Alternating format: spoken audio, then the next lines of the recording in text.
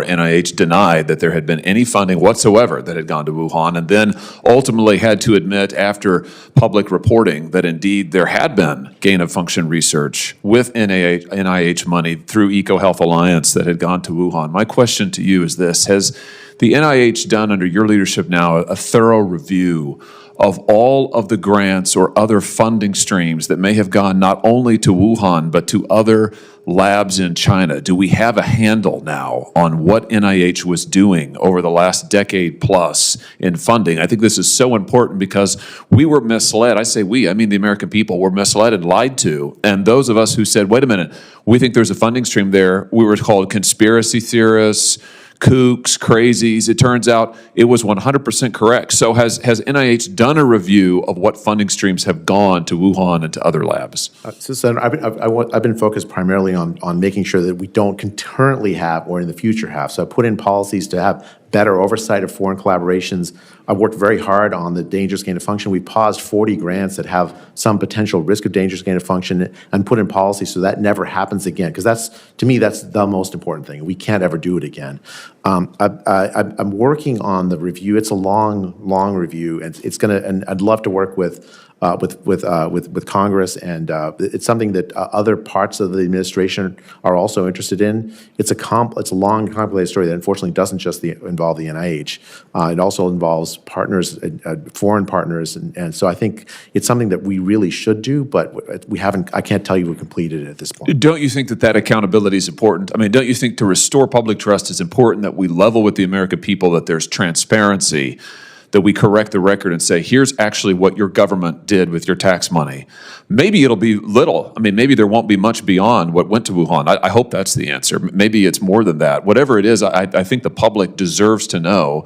And frankly, having been misled, this body was misled. Maybe this committee, certainly the Homeland Security Committee, was misled for the better part of 2 years when we were told over and over and over and over, no tax money ever went to Wuhan, no gain of function research. That was a lie. That was a lie from the leaders of NIH at the time. I think those lies need to be corrected, and the facts, all of the facts, however sordid and unpleasant they may be for the institution, need to come out so that the public can say, okay, we've cleaned house here. We've got some confidence in what our own government is doing with our tax money. Don't you agree with that? I do agree with that. Like after a patient dies in a hospital, there's often a conference, a morbidity and mortality conference, where there's just an honest conversation what went wrong. I think the United States desperately needs that. Yeah, desperately. Well, will you make that a priority in your time at NIH? Happy to collaborate with you and others in Congress to make that happen. Good. I think it's absolutely vital. For 2 years, federal officials looked the American people in the eye and denied that U.S. tax dollars funded dangerous gain-of-function research at the Wuhan Institute of Virology. Anyone who questioned them was labeled a conspiracy theorist. But those skeptics were 100% right. The NIH did fund that research through the EcoHealth Alliance. They got caught, and they had to admit it. So, where is the accountability? In a recent Senate hearing, the newly confirmed NIH director was pressed on whether the agency has conducted a thorough review of all funding to Chinese labs over the last decade. The director's response: a classic bureaucratic pivot.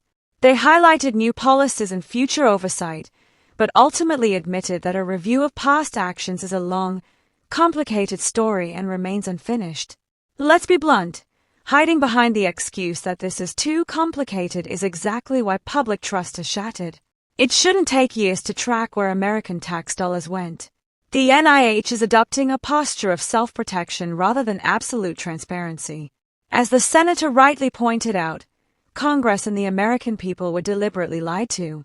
You cannot restore trust by covering up the past. You restore it by exposing the rot and cleaning house. The director even compared the situation to a hospital's post-mortem conference, agreeing that the U.S. desperately needs an honest conversation about what went wrong. But here is the difference. In a hospital, that autopsy happens immediately to save lives. It isn't dragged out indefinitely. The director promised to collaborate with Congress moving forward. But we don't need vague promises of cooperation. We need compliance and the immediate release of records.